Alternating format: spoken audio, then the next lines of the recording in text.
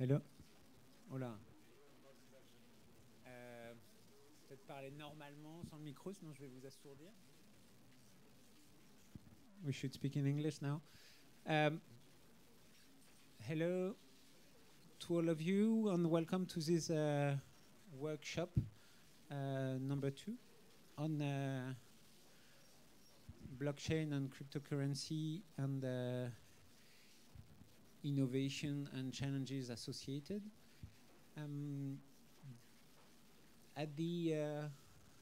So we will have for this workshop speaking to Mr.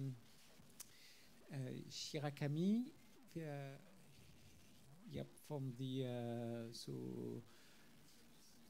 Bank of International Settlement. We will have Christophe Bizier from the tool of from the school Toulouse School of Economics, the Jean Tirole University, in other words.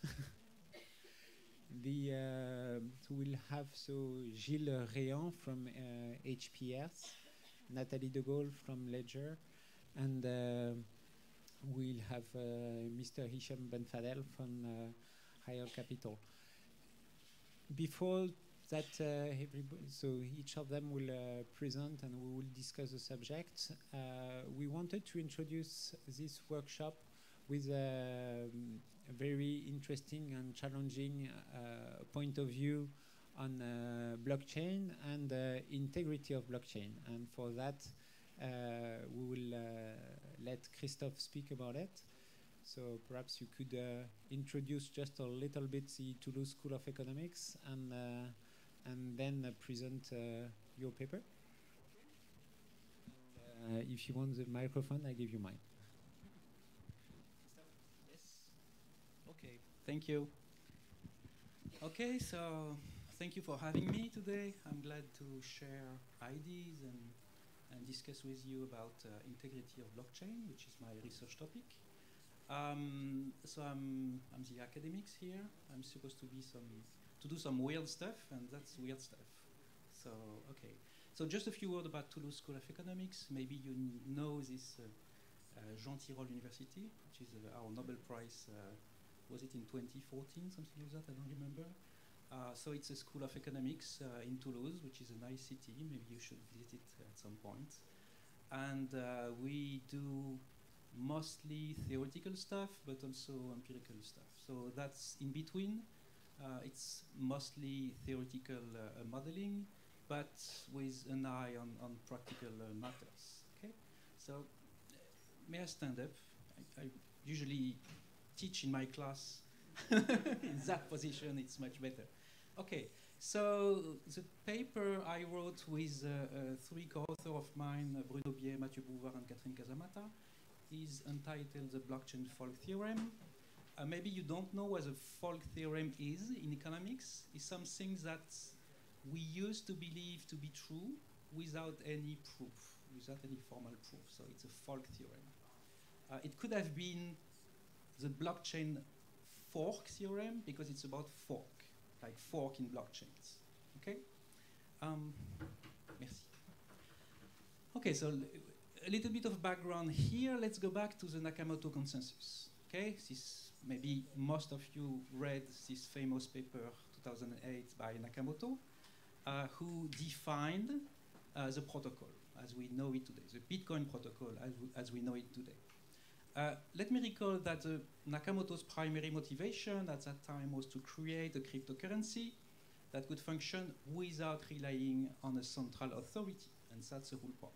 So remember, it was a financial crisis at that time, and Nakamoto wanted to define a new cryptocurrency, a new currency without any central bank. That's the point. I should say that the Bitcoin protocol is built on existing technologies. Everything was at hand at that time. So you had already public key infrastructure. It was not new. Digital currency, eCash existed at that time. Moderately hard puzzle, the basis for proof of work. Everything was here still. You had P2P protocol, of course. And I think that the major breakthrough of Nakamoto was to design a system which relies on incentives. Okay? Incentives given to miners to work in line with the general goal of the protocol, which is to define a consensus about the state of the ledger. Okay? And it's a mix of technical solution plus incentives given to participants. And this is why it's something that interests economists, because economy is about incentives. So this is why it's a topic for computer scientists, but also for economists. So what are incentives in Bitcoin given to miners? Well, it's a payment. It's currency, new currency given to miners mining blocks, plus fees given by a participant who wants to mine, to have a transaction validated. Okay? All the major public blockchains rely on this feature. Ethereum work on this, Bitcoin works on this. Okay? It's a distributed consensus. Okay. It is often claimed that blockchain is a kind of trust machine. I don't know if you read this article in The Economist. It was last year, I believe. And the title was Blockchain is a Trust Machine, something like that. Something which creates trusts. Okay? If that Folk theorem, that is, it's all about trust, and we can believe that the Bitcoin protocol is working and creating a consensus, then blockchain would be cost-effective, a reliable way to record transaction and ownership. So that would be perfect, because in a practical matter, it will allow designers of blockchain or blockchain application, and we have many participants here doing that, to promote innovative solution that doesn't require that you have a predefined trust relationship between the backer of the application and the users. So if there is no trust, then the public blockchain could be a solution, provided that the protocol works and define a unique consensus. Okay? So that's the point of the public blockchain. Okay?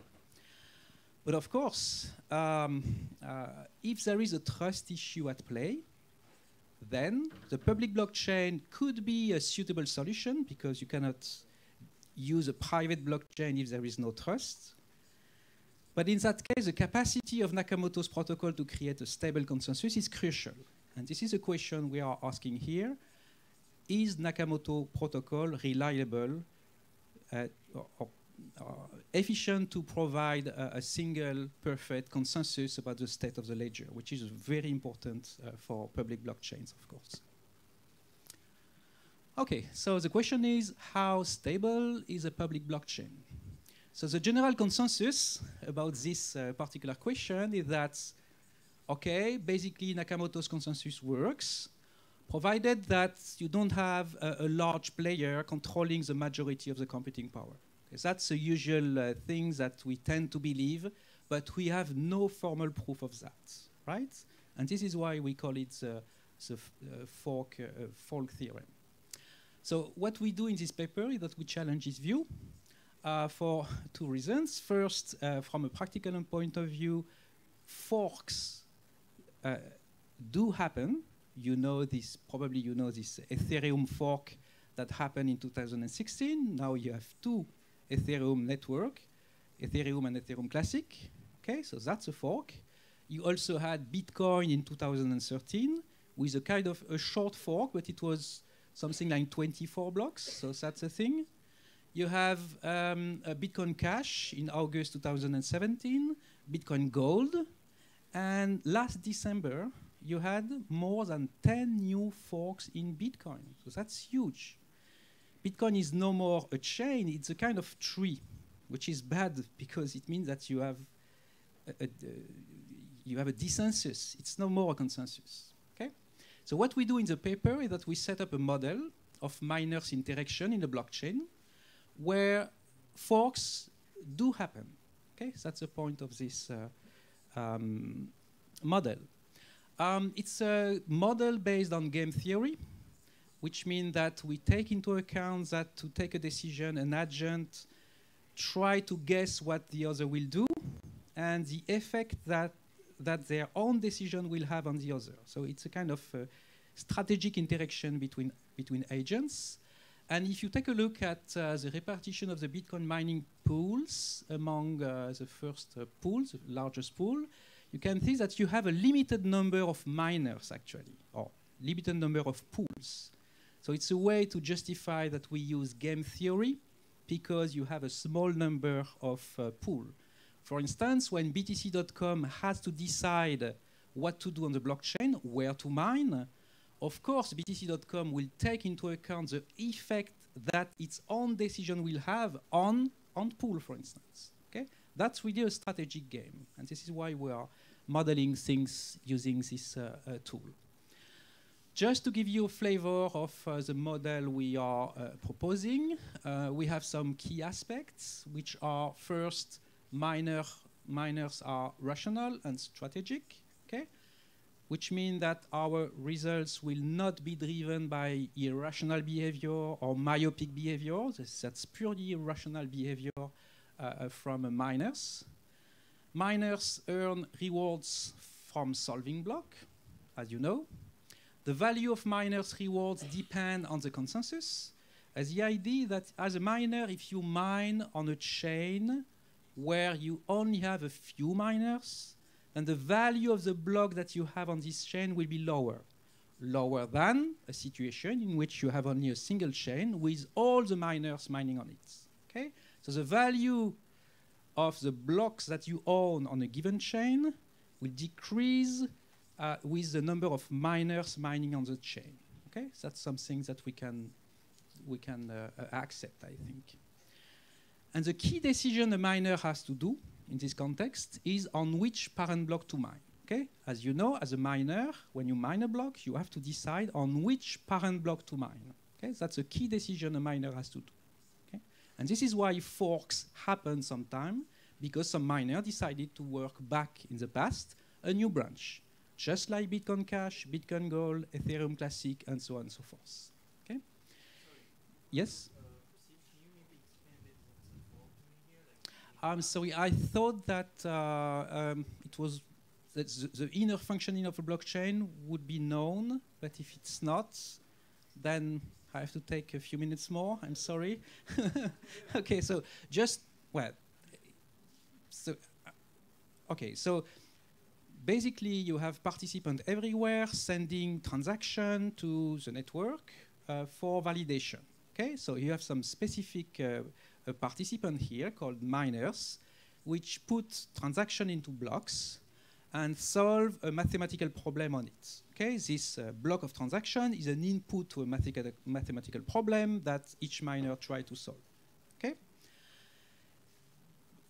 blocks has to be attached to other blocks, which means that all the blocks are going to form a chain, and this chain is going to grow with time. Okay, so each time a miner mines a new block, that block is going to be attached to the previous block. Okay, but actually you can attach a block not to the last block available, but to a block in the past, and that way you create a fork or a chain split, which means that you have two branches. And when you have two branches, it means that you have two states of the ledgers, which is very bad.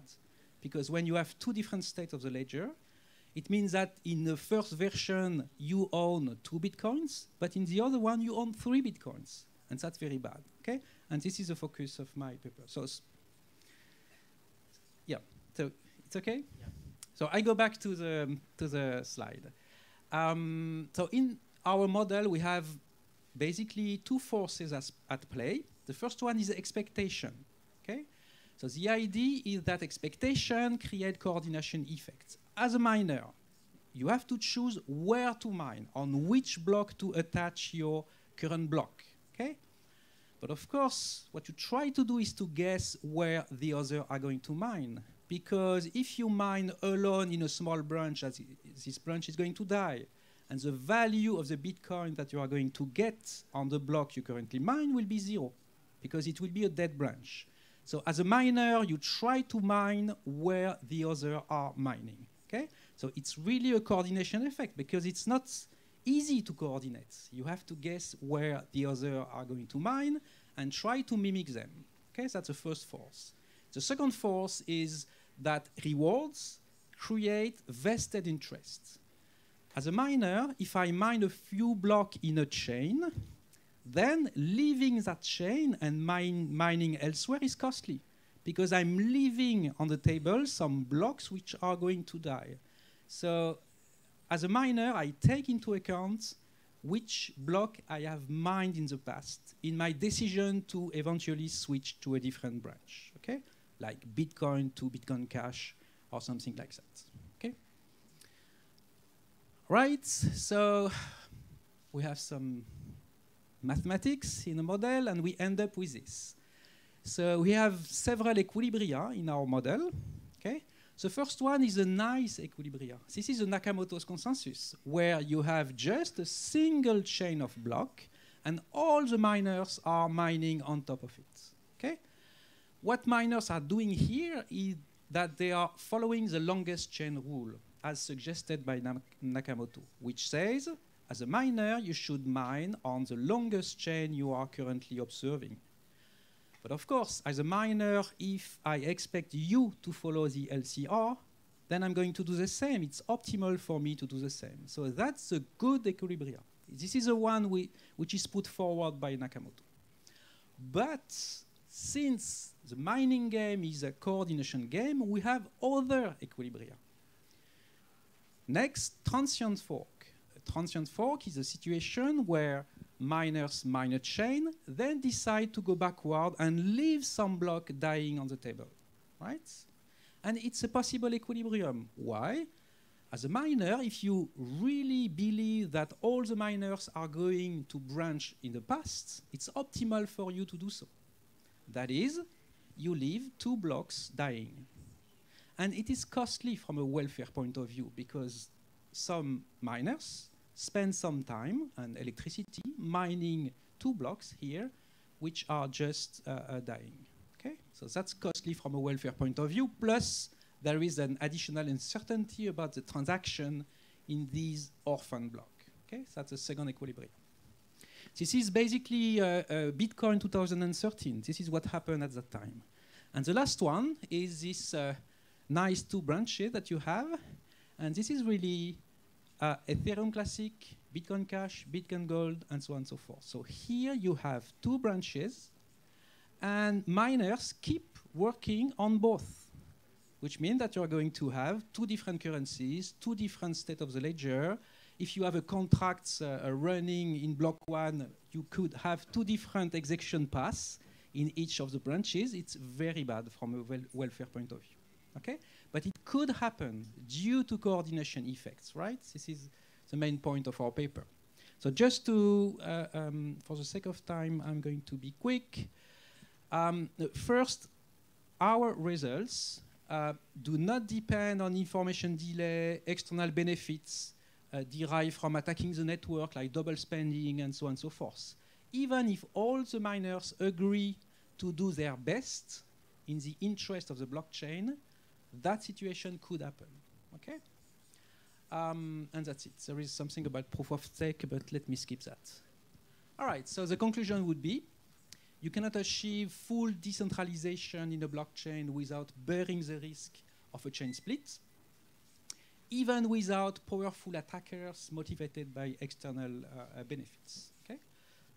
Preserving a consensus in a blockchain, in a public blockchain, is difficult, or at least more difficult than we usually believe. And a public blockchain is not a perfect substitute for a trustworthy central authority. And that would be my conclusion, and I hope that you will discuss it and criticize it also. Okay?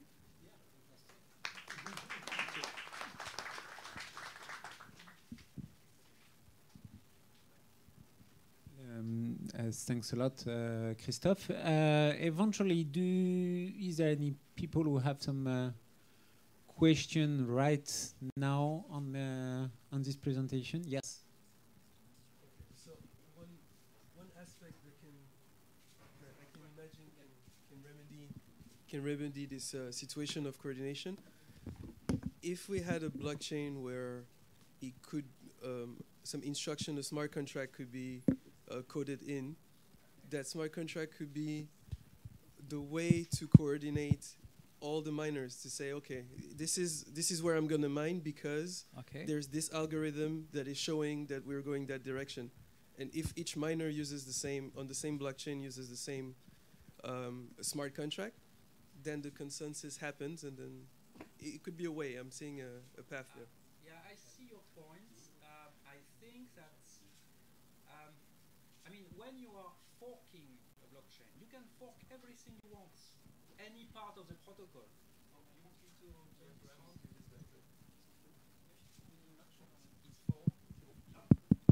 Okay.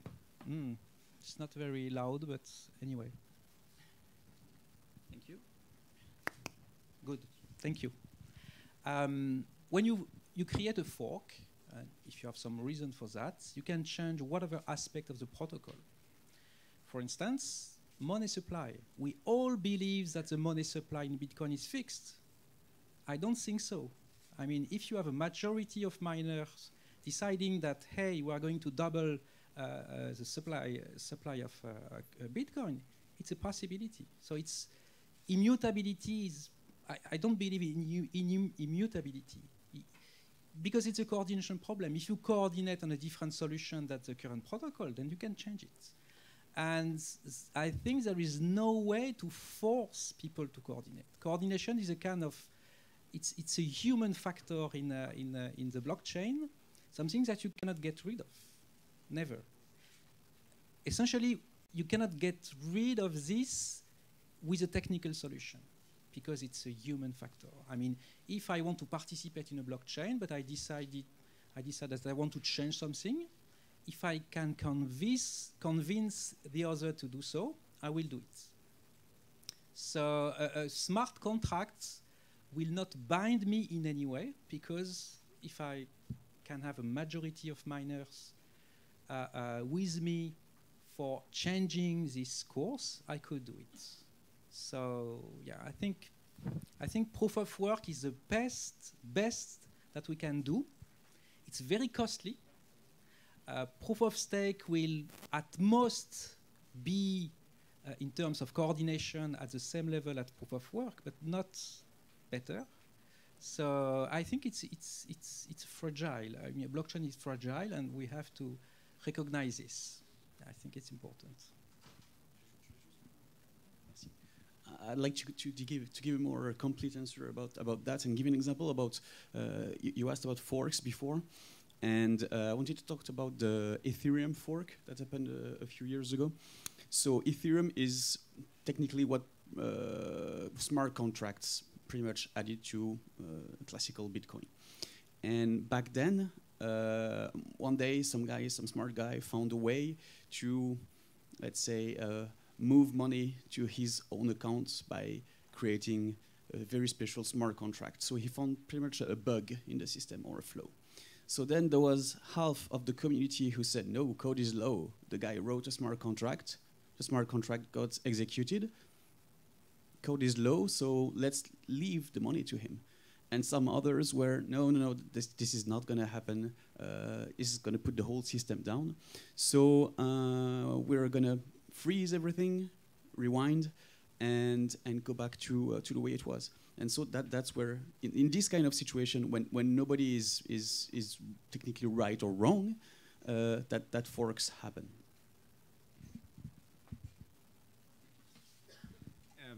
Yeah, we are in this workshop on challenges about the blockchain. Just to open or to extend those challenges, perhaps Mr. Shirakami, you can have a few words on the blockchain and especially on the difficulty to have coordinations and to go along with central banks and between central banks how to run it. Is it working? Okay, thank you. If I may abuse my my status as second speaker, can I ask a couple of questions? So it's very assuring as for somebody representing the central bank community, you know, to hear from you that your final conclusion. So the public blockchain is not a perfect substitute for trustworthy central authority or central bank. So that's very reassuring. And I have a more on a more serious tone. I have a question around the two underlying forces at play. To when you look at this which fork will be successful in the end. So you mentioned as a first channel, the expectation channel. So everyone is guessing how others are thinking, basically, in so on and so on. But I quite agree with that kind of concept. But then the second channel, which is actually vested interest, I'm not sure about that because once you have spent some resources, it's a sort of a sunk cost. So people should actually think only for the future. It's really have you spent your resources already, but rational sort of a agent should think only about the future. Meaning the first actually force will be to me more important than the second channel. But that's my question I had. Yeah, thank you very much for your comments. I agree with you because this is a basic economic principle that you have to keep. Yeah, I agree. But that's not the case here because here the decision to leave a chain, to abandon it, has a direct impact on your benefits, on your profit and losses. If you, not right now, because the value of the Bitcoin that you have as a miner depends on the fact that your branch is still alive. So if you quit it, you are just destroying some wealth that you have. So it's not sunk cost because you have Bitcoin in your pockets, Bitcoin of that particular branch. So if you leave it, you are destroying the Bitcoin that you have in your pocket. So the principle you put forward is true, but it doesn't apply here. That's the point. Okay, and then coming back to your question.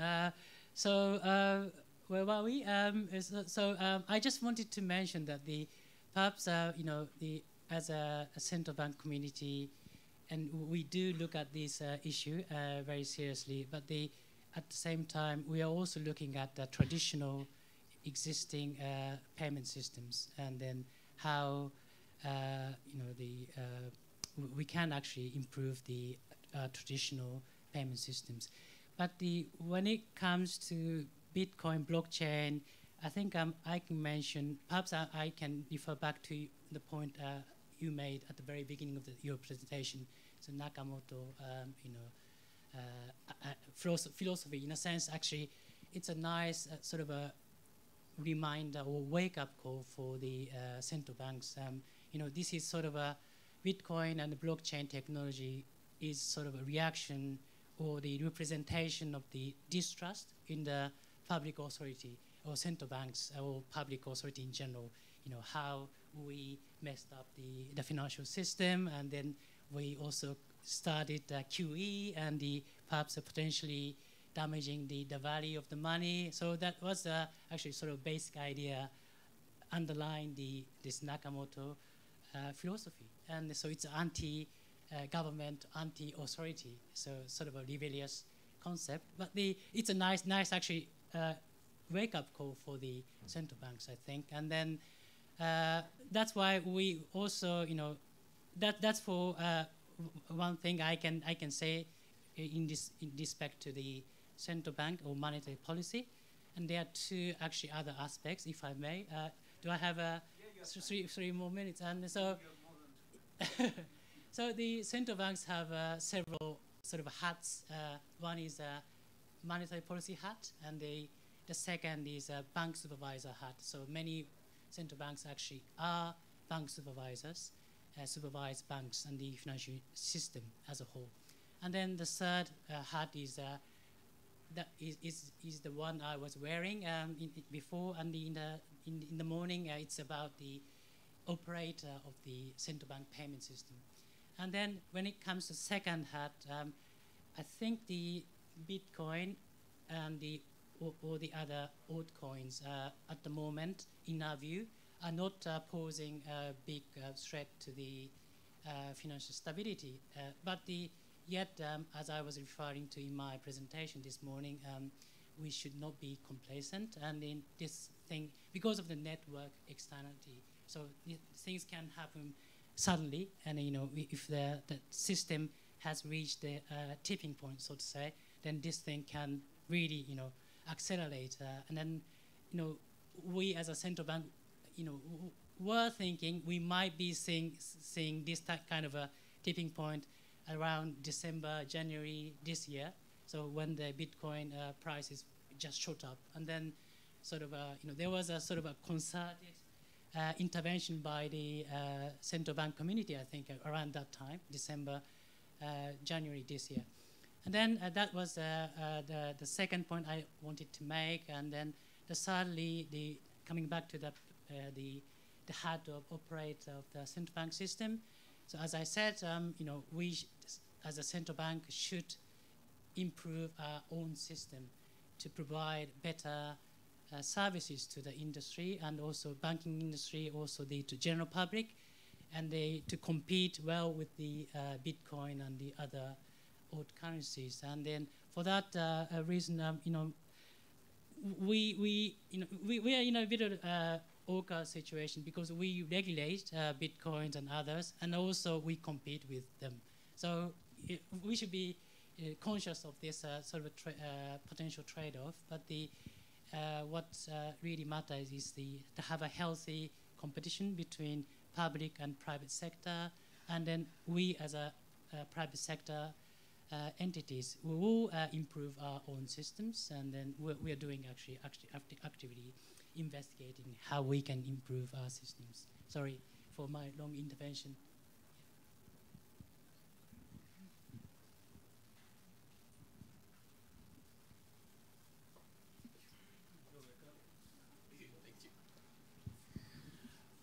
Actually, it was very interesting, I can say, study. You can see it from two different approaches. One approach, which is a very classical one, assumed in the past. I mean, and this was a case that that was under studying. That if let's assume that we have a blockchain of 99 blocks, and then a cut happened in the internet, and then we have two zones of miners, where each zone will create the 100 block by itself, and then they will not be able to talk to each other. So and then they may create block 101 and 102, and then it will continue like this. So this is a classical, actually, case in the blockchain where you may have two blocks that's going on irrespective of each other, and not so. This is one case. But the other case actually is that in order to create confirmation on a block, you need a sort of consensus from a number of miners. So if you have a sort of maybe 60–70% of miners confirming the new block, this will inhibit, actually, if it is 50% plus one, actually, this will inhibit creating new fake blocks, or I can say another part of the fork, another chain in the fork. So we were discussing, by the way, this when it comes to the settlement, the confirmation of settlement or finality of settlement when it comes to payments. And there was a call where there was a question where when we can say that this settlement is final in a blockchain, And there was a discussion that saying, in this case, we have to reach a consensus of maybe 60 or 70%, which is beyond the 50%, in order to ensure that there will be no reversal of this transaction. And this is for part of the FMIs that we work with the CPMI on. So thank you for this. Christophe. Just I was really interested to know how likely this case to happen. Has it been a reality, or? I think it depends on the setup of the chain itself. I mean, if it is set up based on a high level of consensus, Mm-hmm. in order to continue building a new block, then this will not happen. But if it was built based on a few number of consensus, then it may happen. But did it happen? I don't recall. Okay. And also, The case of Ethereum is a very valid case. okay. And knowing that most of the Knowing that when it happened, the stocks of Ethereum dropped maybe 60 or 70% in one night, overnight. and knowing that most of the pools are in China, how likely this could happen, and what would be the impact on the real governance of the mining, knowing that most of the pools are based in China?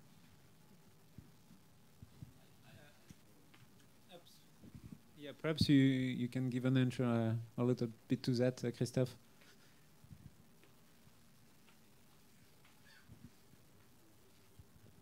Okay. So were you discussing this checkpoint concept that we have in some new blockchain design, which says that at some regular point in time, if a majority vote in some sense for a block, then the protocol says that you cannot revert them, you cannot go backward in time. So that was your point? Yeah. Okay. Okay. I will give the same answer that before, which is that if you recognize that a checkpoint is a checkpoint, then, of course, you will not have a fork. But if you decide to change the protocol, create a new branch that doesn't recognize these checkpoints, you can do so. There is no way you can get rid of a coordination problem. I strongly believe that, because when you create a new branch, you change whatever aspect of the protocol you want. So you can even bypass this sort of technical measures. I think so.